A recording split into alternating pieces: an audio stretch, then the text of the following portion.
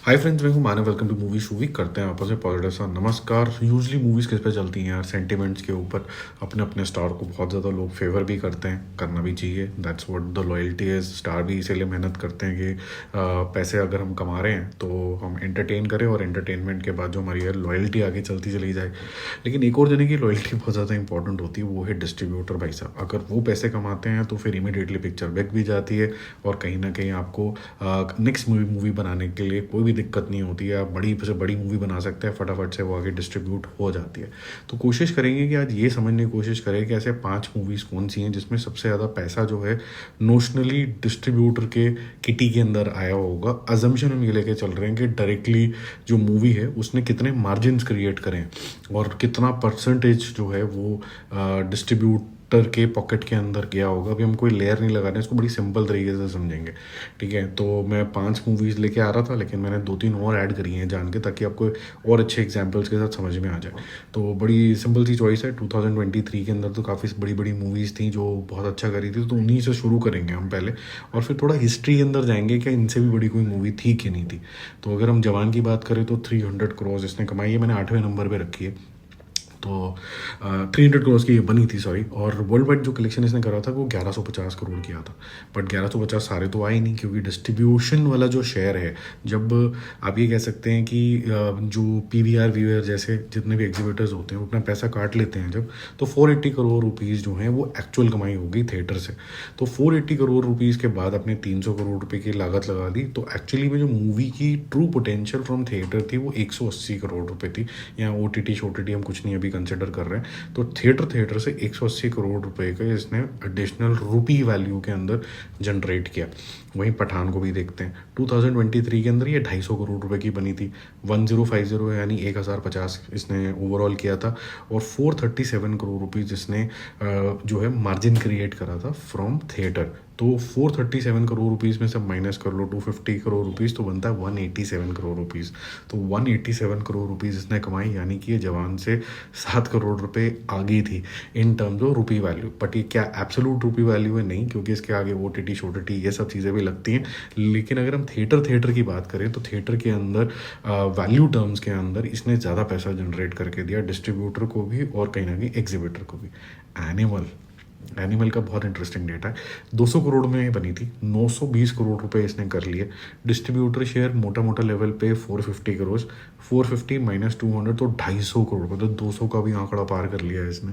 तो ये काफ़ी ज़्यादा लोगों को पसंद इसीलिए आई डिस्ट्रीब्यूशन सर्किट के अंदर, क्योंकि इतनी वैल्यू इसने क्रिएट कर दी उनके लिए, ताकि वो और कई सारी मूवीज़ को फंड कर सकें।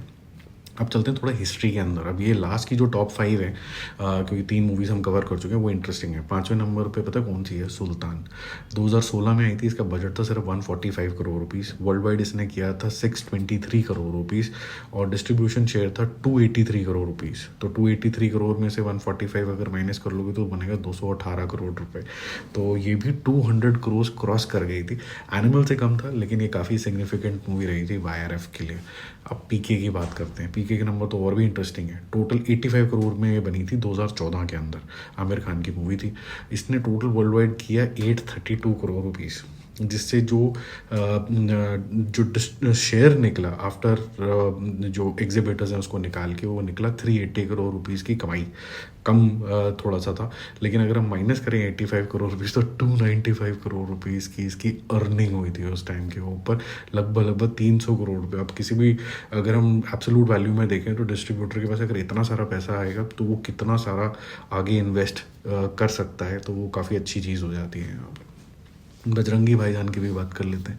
बजरंगी भाईजान 2015 में आई थी। सलमान खान की मूवी 90 करोड़ रुपीज़ में सिर्फ बनी थी। 969 करोड़ रुपीज़ वर्ल्ड वाइड कर लिए थे, बहुत ज़बरदस्त तरीके से।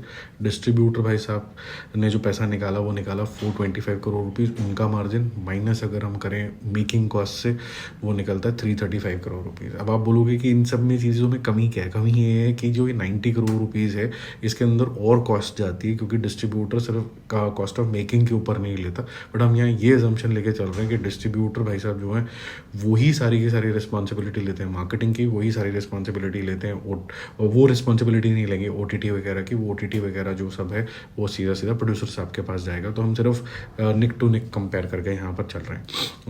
अगर हम दंगल की बात करें, दंगल का हो गया 70 करोड़ रुपीज़, ठीक है, इतने में वो बनी थी। 2024 करोड़ रुपए पहली ऐसी हिंदुस्तानी मूवी जो 2000 करोड़ वर्ल्ड वाइड क्रॉस कर पाई। तो यहाँ पर जो डिस्ट्रीब्यूटर शेयर था वो था करीबन करीबन 650 करोड़ रुपीज़, क्योंकि फॉरेन कंट्री में जहाँ पर चाइना में सबसे ज़्यादा कमाई हुई थी वहाँ पर शेयर थोड़ा कम आया था। तो ओवरऑल बेसिस पे अगर 650 करोड़ रुपीज़ अगर मैं माइनस कर दूँ 70 करोड़ रुपीज़, तो 580 करोड़ रुपीज़ का बड़ा मार्जिन क्रिएट होता है डिस्ट्रीब्यूटर्स के लिए। तो उनकी भी बल्ले बल्ले होगी। वहीं बात करते हैं बाहुबली की। बाहुबली 2 का जो कंक्लूजन था वो बहुत बड़ा क्रेज़ था।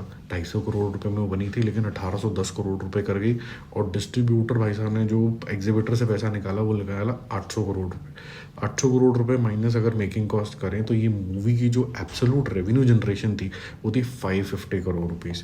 तो ये ग्रॉस लेवल पे हैं सारे सारे मार्जिन, जिसके बाद इसकी कॉस्ट वगैरह, फिर कॉस्ट ऑफ बाइंग, ये सारी चीज़ें और भी जुड़ती हैं। लेकिन ये बहुत मोटे पैसे यहाँ पर जो हैं कमा पाए डिस्ट्रीब्यूटर।